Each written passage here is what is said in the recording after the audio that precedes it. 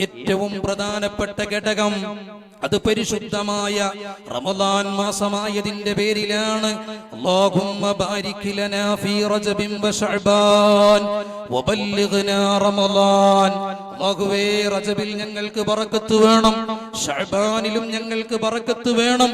പരിശുദ്ധമായ റമളാൻ മാസത്തെ ഞങ്ങളിലേക്ക് എത്തിച്ചു തരണേ അല്ലാ എന്ന് 2 മാസങ്ങൾക്ക് മുമ്പേ വിശ്വാസികൾ ദുആ ചെയ്യുന്നത് സ്വർഗ്ഗപ്രാപ്തിക്കും അല്ലാഹുവിന്റെ ലിഖാ കണ്ടാസ്വദിക്കാനും കാരണമാകുന്ന തഖ്വ, ആ തഖ്വ കരസ്ഥമാകുന്ന നോമ്പ്, ആ നോമ്പിലേക്ക് നമ്മൾ എത്തിപ്പെടാനാണ്.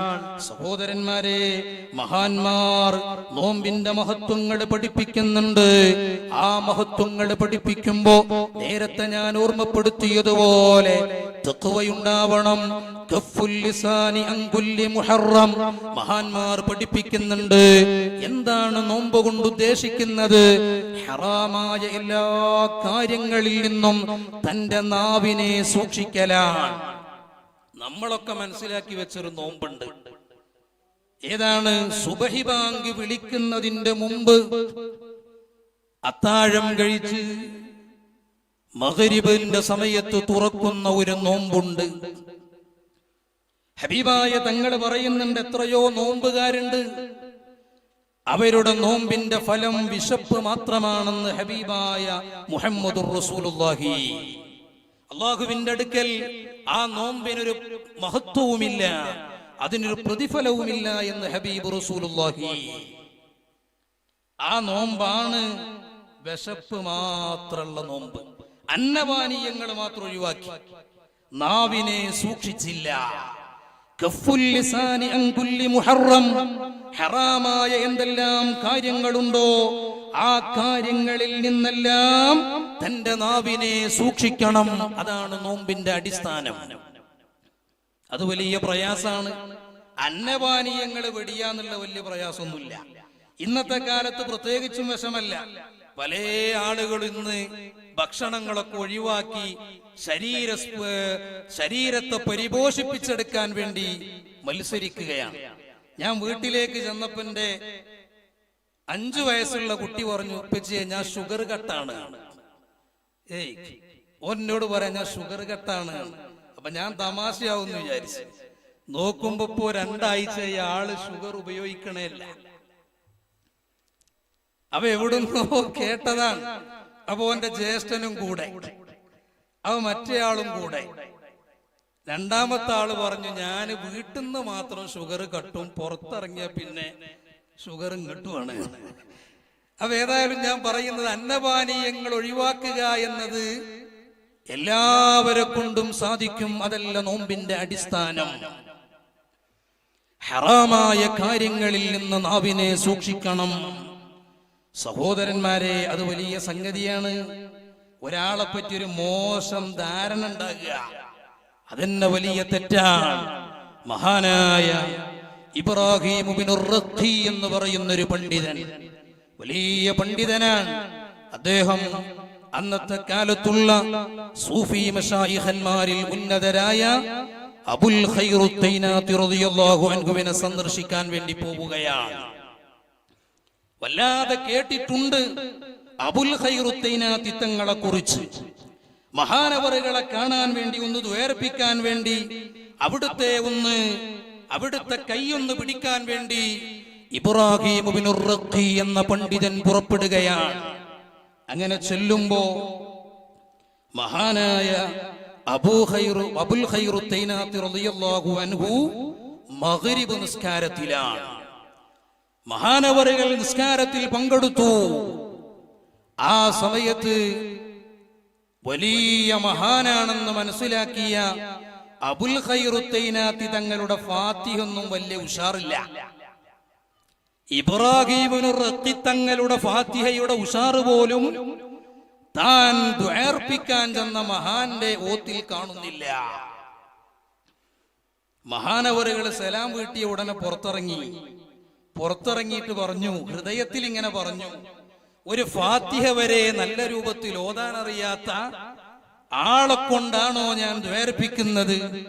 അവരെ കാണാനാണോ ഞാൻ വന്നത് എന്ന് ഇബ്രാഹിം ഇബ്നുർ റഖിയുടെ ഹൃദയത്തിൽ വരികയാണ്. അങ്ങനെ ആ ചിന്തയിൽ പുറത്തിറങ്ങി ഇങ്ങനെ നടക്കുമ്പോ വലിയ ഒരു സിംഹം അവിടെ നിൽക്കുന്നുണ്ട്.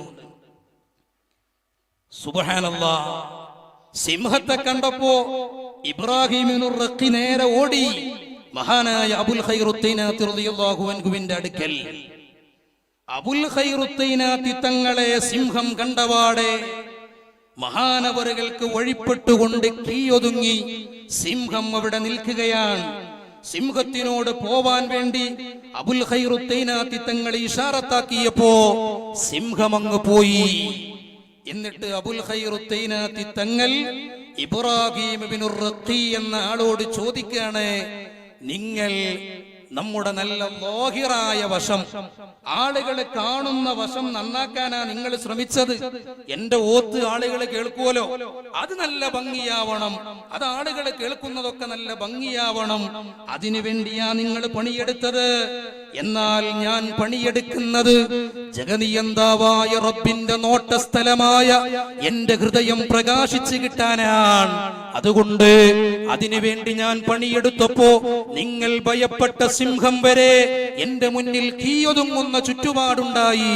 മൻ ഖാഫല്ലാഹ ഖാഫഹു കുല്ലു ശൈഅ, ആരെങ്കിലും അല്ലാഹുവിനെ ഭയപ്പെട്ടാൽ അവനെ ലോകത്തുള്ള സകല ചരാചരങ്ങളും ഭയപ്പെടുമെന്ന് ഹബീബായ മുഹമ്മദുർ റസൂലുള്ളാഹി.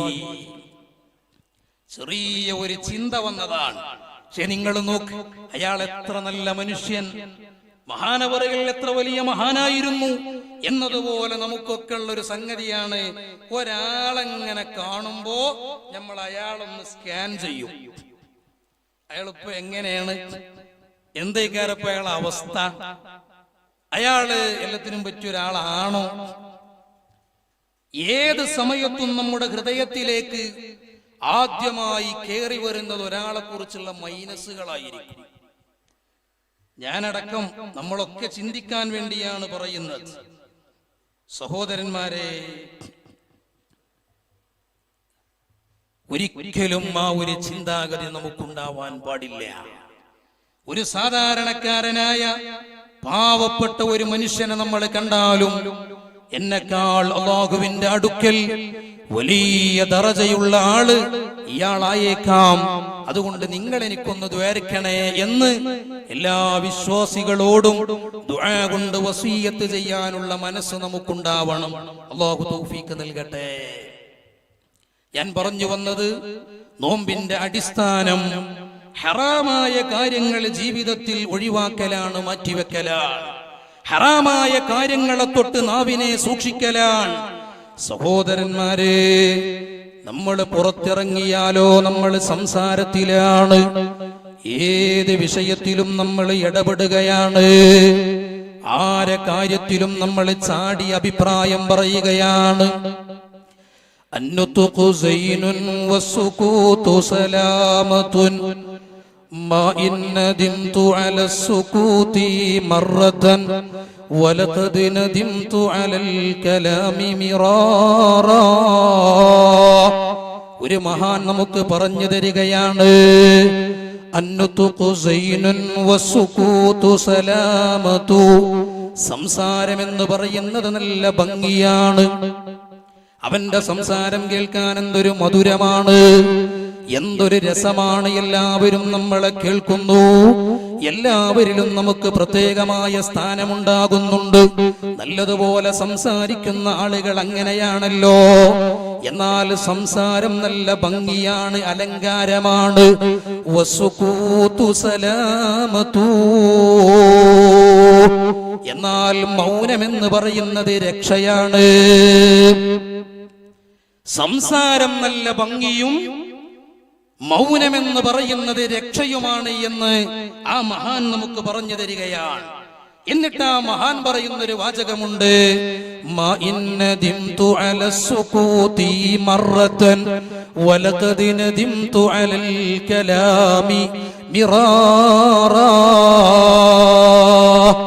എന്റെ ജീവിതത്തിൽ മൗനം പാലിച്ചതിന്റെ പേരിൽ എനിക്ക് വിഷമിക്കേണ്ടി വന്നിട്ടില്ല.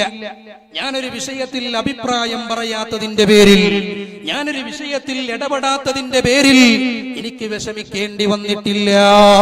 എന്നാൽ സംസാരിച്ചതിന്റെ പേരിൽ എത്രയാ ഞാൻ വേദനിച്ചിട്ടുള്ളത്, എത്രയാ ഞാൻ വിഷമിച്ചിട്ടുള്ളത്. അതുകൊണ്ട് തന്നെ സഹോദരന്മാരെ, നമ്മുടെ നാവിനെ നമ്മൾ സൂക്ഷിക്കണം കേട്ടോ. നല്ലതുപോലെ ഗൗരവത്തോടെ നമ്മുടെ നാവിനെ നമ്മൾ സൂക്ഷിക്കണേ.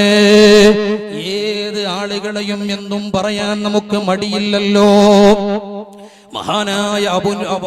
മഹാനായ ഹസനുൽ ബസരി റഹിമഹുല്ലാഹ് മഹാനവറുകളോട് ഒരാൾ വന്നിട്ട് പറയാണ്, തങ്ങളെ നിങ്ങളെ ഇന്നാലിന്ന വ്യക്തി വല്ലാതെ കുറ്റം പറയുന്നുണ്ട്, നിങ്ങളെ ഇന്നാലിന്ന വ്യക്തി വല്ലാതെ ആക്ഷേപിക്കുന്നുണ്ട്. മഹാനായ ഹസനുൽ ബസരി തങ്ങൾ തന്റെ ഗോഡൌണിൽ നിന്ന് ഒരു ഈത്തപ്പഴത്തിന്റെ കൊട്ടയെടുക്കുകയാണ്. എന്നിട്ട് പറയുന്നു, എന്നെ കുറ്റം പറയുന്ന, എന്നെ ആക്ഷേപിക്കുന്ന വ്യക്തിക്ക് നിങ്ങൾ ഈ ഈത്തപ്പഴം കൊണ്ടു കൊടുക്കണമെന്ന് മഹാനായ ഹസനുൽ ബസരി റഹിമഹുല്ലാഹ്. നമ്മളോടൊരാൾ വന്ന് പറയാണ്, നിങ്ങളൊരാൾ കുറ്റം പറയുന്നുണ്ട്, എന്നാ നമ്മളെ അവസ്ഥ എന്തേക്കാരം? നമ്മളാകെ അങ്ങോട്ട് പ്രഷറാവും. നമ്മളോടന്നെ അങ്ങോട്ട് ആദ്യം ഒരു 10 ദേഷ്യം കാണിക്കും. പിന്നെ ആ വ്യക്തി എവിടെ കിട്ടിയാലും നമ്മൾ കറക്റ്റായി നമ്മുടെ ഈർഷ്യത നമ്മൾ പ്രകടിപ്പിക്കും.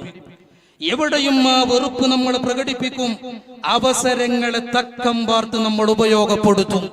എന്നാൽ സഹോദരന്മാരെ, നല്ല മനസ്സുള്ള ആളുകൾ, മുത്തഖീങ്ങളായ ആളുകൾ, തഖ്വയുള്ള ആളുകൾ, അവരുടെ ഹൃദയം വളരെ ക്ലിയറാണ്. ഖൽബുൽ മുഅ്മിനി അർശുൻ ത്വഹ റസൂലുള്ളാഹി. ഒരു മുഅ്മിനായ മനുഷ്യന്റെ ഹൃദയം അത് അർശിന് സമാനമാണെന്ന് ഹബീബായ മുഹമ്മദുർ റസൂലുള്ളാഹ്. അർശ് എത്ര വിശാലമാണ്! അത്രയും വിശാലം ഒരു മുഅ്മിനായ മനുഷ്യന്റെ ഹൃദയത്തിനുണ്ടെന്ന് ഹബീബ് റസൂലുള്ളാഹി. ഒരാളെയും കുറ്റം പറയാൻ പാടില്ല എന്ന് പഠിക്കുമ്പോഴും നമ്മൾ പഠിക്കേണ്ട മറ്റൊരു വശമാണ്, ആരെങ്കിലും ഒരാൾ നമ്മളെ കുറ്റം പറഞ്ഞു, അങ്ങനെ കുറ്റം പറഞ്ഞാൽ തന്നെയും സഹോദരന്മാരെ ഒരിക്കലും അതിന്റെ പേരിൽ നമ്മൾ ദേഷ്യം പ്രകടിപ്പിക്കരുത്. ഞാനിങ്ങനെ ഓർത്തുപോവുകയാണ്, പല കേസും വരും. ദേഷ്യം വന്നാ പിന്നെ എന്താ ചെയ്യേണ്ടതെന്നൊരു പിടുത്തുണ്ടാവില്ല. പെണ്ണുങ്ങളെ 3 തൊലാക്കും ചൊല്ലിയേക്കും. ഒരിക്കൽ ഒരാൾ പറഞ്ഞ എന്റെ 52 തൊലാക്കും ചൊല്ലി. അപ്പോൾ വയസ്സ് 52 ആണോല്ലോ. പിന്നെ ഞാൻ ഇന്ന് ചർച്ചയൊന്നുമില്ലല്ലോ എന്ന പോലെ നമ്മളെ നാട്ടിലുണ്ടേന് ഒരാള്. നമ്മളെ നാട്ടുകാരൊക്കെ ഇവിടെ ഉണ്ടാവും, ഞാളെ അന്വേഷിക്കണ്ട, ഒക്കെ അവിടെ ഇട്ട് ബന്ധമുള്ളോല. അവ ഏതായാലും ആ വ്യക്തി അദ്ദേഹത്തിന്റെ ഭാര്യയുമായി ബന്ധപ്പെട്ട് ചെറിയൊരു തർക്കമുണ്ടായി. തർക്കം വളരെ നിസ്സാരാണ്. കറി കൊണ്ടു കൊടുത്തു ഭാര്യ. നമ്മളൊക്കെ ഭാര്യമാര് നമുക്ക് ഭക്ഷണം വിളമ്പി തരും. അല്ലാഹു തആല നമ്മളെ ഭാര്യമാർക്കൊക്കെ ദീർഘായുസ് പ്രദാനം ചെയ്യട്ടെ. സാധാരണ ഒരാളുടെ സ്വഭാവം പ്രകടാകലി ഭക്ഷണത്തിൽ നിന്നാണ്. അതെങ്ങനെ? ഒന്ന് ഉപ്പ് കുറഞ്ഞു, ഇല്ലെങ്കിൽ ഉപ്പ് കുറച്ച് കൂടി, എന്ത് വന്നാലും പരാതി പറയുന്ന ആളുകൾ ഉണ്ടാവും. എന്നോടൊരിക്കൽ ഒരു സഹോദരി പറഞ്ഞു, എന്റെ ഭാര്യനേറ്റ് ഇവിടെ ആർക്കും ബന്ധമില്ലാത്തതുകൊണ്ട് ധൈര്യമായിട്ട് പറയാലോ, ഇയാളെ സ്വഭാവം എങ്ങനെയെന്ന് ആരും അന്വേഷിക്കൂലല്ലോ. ഇന്നോടൊരാൾ പറഞ്ഞു, ഒരു സഹോദരി എന്നോട് പറഞ്ഞു, എന്റെ ഭർത്താവ് ഇന്ന് വരെ ഞങ്ങളുടെ ജീവിതത്തിൽ അദ്ദേഹത്തിന്റെ മുന്നിൽ ഭക്ഷണം കൊണ്ടുകൊടുത്തിട്ട് അദ്ദേഹം ഒരു മോശപ്പെട്ട അഭിപ്രായവും പറഞ്ഞിട്ടില്ല. മാത്രല്ല, ആ ഭാര്യ പറയാണ്, പല ദിവസങ്ങളും ഭർത്താവ് ഭക്ഷണം കഴിച്ചു പോവും.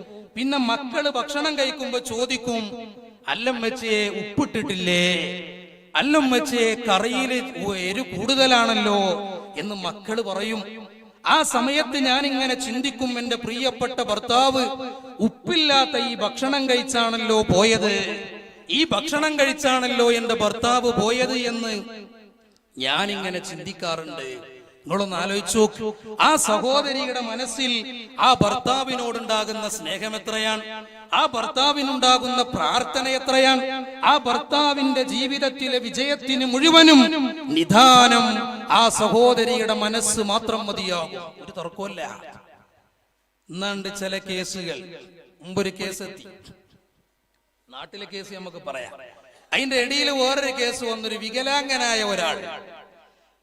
ആ വികലാംഗനായ ആളെ കുറിച്ച് ഭാര്യ പറയാണ്, മൂപ്പര് വല്ലാതെ തല്ലും, എടങ്ങേറാക്കും, അദ്ദേഹത്തിന്റെ കൂടെ ജീവിക്കാനൊന്നും കഴിയൂല. അങ്ങനെ ചർച്ചയ്ക്ക് വേണ്ടി വിളിച്ചു നോക്കുമ്പോ ഈ ഭാര്യയും വന്നു, ഭർത്താവും വന്നു. ഭർത്താവിന് ശരിക്ക് കൈകൊണ്ടൊരു സ്വാധീനമല്ല. അപ്പൊ ഞാൻ ഇങ്ങനെ സംസാരത്തിന്റെ ഇടയിൽ ചോദിച്ചു, എങ്ങനെ ഇപ്പൊ ഇയാൾ നിങ്ങളെ ആക്രമിക്കല്, എനിക്ക് മനസ്സിലാകണില്ല എന്ന്. അപ്പൊ കാലിങ്ങനെ മടങ്ങിയാ നിക്കണേ, ഈ കാലുകൊണ്ടുണ്ട് ഉസ്താദെ ഒരു ചവിട്ട്, ഇതൊരിക്കലും സഹിക്കാൻ കഴിയൂല. അപ്പൊ കൈയില്ലെങ്കിലും കാലോണ്ട് കാര്യം നടക്കുന്നുണ്ട്. അപ്പൊ എന്തേ നിങ്ങളടിയിലുള്ള പ്രശ്നം? അതൊരിക്കെ മൂപ്പരിങ്ങനെ ഭക്ഷണം കഴിച്ചുകൊണ്ട് നിൽക്കുമ്പോ നമ്മുടെ ലൈംഗമ്പി പോയതുപോലെ ഭക്ഷണത്തിൽ നിന്ന് കയ്യിലേക്കൊരു കണക്ഷൻ. നമുക്കൊക്കെ ചിലപ്പോ ഉണ്ടാവുമല്ലോ, പ്രിയപ്പെട്ട ഭാര്യയുടെ മുടി, അതിന്റെ ഒരു തല ഭക്ഷണത്തിലും മറ്റേ തല കയ്യിലുമാണ്. ആ സമയത്ത് ഇയാള് ഭാര്യയോട് ദേഷ്യപ്പെടുകയാണ്. ആ ഭാര്യ പറഞ്ഞു, ഭക്ഷണത്തിൽ നിന്ന് മുടിയല്ലാതെ പിന്നെന്താ കിട്ടുക? അത് ചോദിച്ചതേ എനിക്ക് ഓർമ്മയുള്ളൂ എന്ന് പറഞ്ഞു. ഏതായാലും എന്നതുപോലെ നമ്മളെ നാട്ടിലൊരിക്കെ ഭർത്താവിന് ഭക്ഷണം കഴിക്കാൻ വേണ്ടി ഭാര്യ കറി കൊണ്ടേ കൊടുത്തു. കരണ്ടൊക്കെ പോയൊരു സമയമാണ്. ഇയാളിങ്ങനെ ഭക്ഷണത്തിന് കറി ഒഴിക്കുമ്പോ ചോദിക്കുന്നുണ്ട്, അല്ലെണ്ണി ഇതിലെന്താണ് ഉള്ളി കൂടിക്കണോ? അവൻ മൂപ്പത്തി പറഞ്ഞു, ഉള്ളി കുറച്ച് കൂടുതൽ ഇട്ടതാണ്. ഇയാള് ഭക്ഷണം ഒരു ഉരുള തൊള്ളി കിട്ടു, പൊന്നൊന്നും മൂപ്പത്തിന്റെ ചിറിക്കാ കൊടുക്കണേ. അപ്പൊ എന്തേ സംഭവം? ഈ കറിയിൽ വന്നത് മുഴുവനും നമ്മളെ നാട്ടിലുള്ള കോട്ടരുമയാണ്. അത് കരണ്ട് പോയപ്പോ അറിയാതെ വന്നു. ഈ അടി കിട്ടിയ പാടെ ഇദ്ദേഹം പറഞ്ഞു, എന്റെ തൊലാക്ക് 3 ഞാൻ ചൊല്ലി. അവിടെയാണ് വിഷയം. ദേഷ്യം വരുമ്പോ അങ്ങനെയാണ് സഹോദരന്മാരെ. പ്രഷറൊക്കെ കഴിഞ്ഞു. ഇദ്ദേഹം പിന്നെ ഇങ്ങനെ ആലോചിക്കാണ്, പെണ്ണുങ്ങള് നേരെയുള്ള പെരീക്കും പോയി. പിന്നെ ഇയാള് വരികയാണ്, ഇതിന് മസാലുണ്ടോ, എന്റെ ഭാര്യയുടെ കൂടെ ജീവിക്കാൻ വകുപ്പുണ്ടോ? നമ്മൾ പറഞ്ഞൊരു വകുപ്പില്ല, 3 തൊലാക്കും സംഭവിച്ചു. അപ്പൊ ഇയാള് പറഞ്ഞു, ഞാൻ ദേഷ്യം വന്നപ്പോ പറഞ്ഞതല്ലേ. ആരെങ്കിലും ഭാര്യനെ സ്നേഹത്തിൽ കെട്ടിപ്പിടിച്ച് എന്റെ 3 തൊലാക്കും ഞാൻ ചൊല്ലി എന്ന് പറയലുണ്ടോ? അതൊക്കെ ദേഷ്യത്തിൽ നടക്കുന്ന സംഗതിയാണ്. ഞാൻ പറഞ്ഞു വരുന്നത് സഹോദരന്മാരെ, നമ്മുടെ ദേഷ്യം പലപ്പോഴും ഒരിക്കലും തന്നെ പരിഹരിക്കാൻ കഴിയാത്ത വലിയ ഖേദത്തിന് കാരണമാകും. അതുകൊണ്ട് തന്നെ നമ്മുടെ ഹൃദയം നന്നാവണം. എല്ലാവരോടും നല്ല മയത്തിലും സ്നേഹത്തിലും ഇഷ്ടത്തിലും പെരുമാറാൻ നമ്മൾ പഠിക്കണം. അല്ലാഹു തൗഫീഖ് നൽകട്ടെ.